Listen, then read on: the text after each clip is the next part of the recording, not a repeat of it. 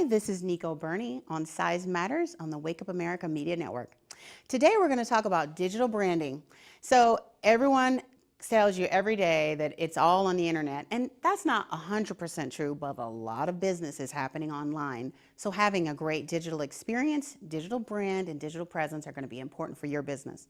Even if you're a mechanic, a hairdresser, cleaning lady, whatever you think, all those verticals and sectors that people say, oh no, I don't need a website, I don't need a business card. Believe you me, you do. If you're serving consumers or businesses, you need to be online and you need to have a digital brand that represents you and your business. So let's talk about that. A digital brand is basically the experience that a visitor has when they come across your business online. Now, online is a whole bunch of different things, but for the most part, it is mainly A, a website, B, your presence in social media networks, which we'll talk about in a bit, and 3, the kind of email signatures that you use. Because, you're sending emails, you might be sending instant messages. All those things are digital platforms, and they provide a digital experience to your customer. If you're very well orchestrated, you're going to have a digital presence that gives a complete story of your business, and it's going to be consistent. So when they meet you online on your website and they meet you in social media, you're going to be the same.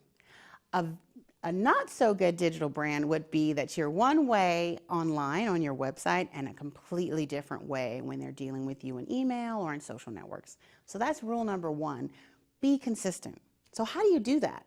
Well, you can be consistent by simply knowing exactly who you are. And I know it sounds obvious, but you'll be surprised that even in Fortune 500 companies, they're not even sure who they are online and who they are as a company. So what's that exercise?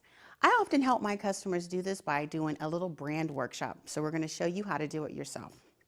The first thing that you do is you ask basic but really fundamental business questions. And the first question that you need to ask to define your digital brand is simply, who am I as a company? So I'll give you an example of my company, which is Change3 Enterprises. So who is Change3? We are marketing professionals that provide professional service in a delightful manner. So you've noticed that every single word describes something. Professional services means professionals. We are highly skilled, experienced people, and we focus on doing something very specific to our customers.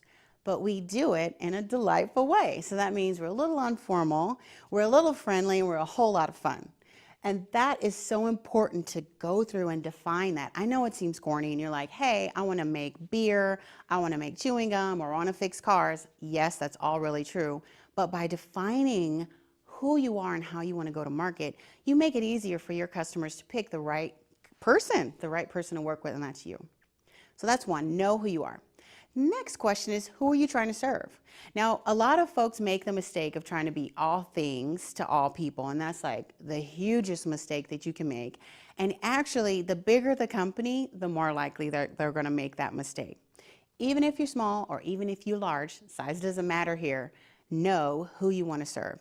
Now, if your business can serve multiple types of markets, like, girls and boys, redheads and blondes, it doesn't matter. There's probably going to be 1, maybe 2 segments that you're going to serve the best.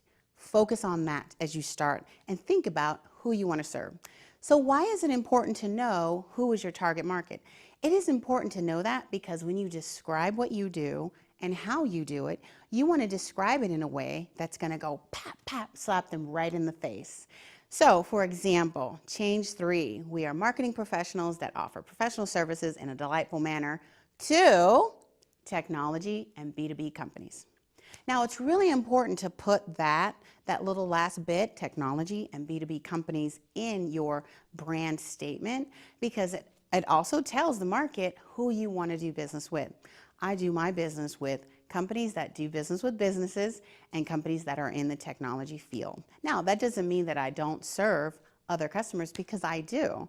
But the ones that I am really focused on and where all of my capabilities and my team's capabilities really come together are those in the technology and B2B space.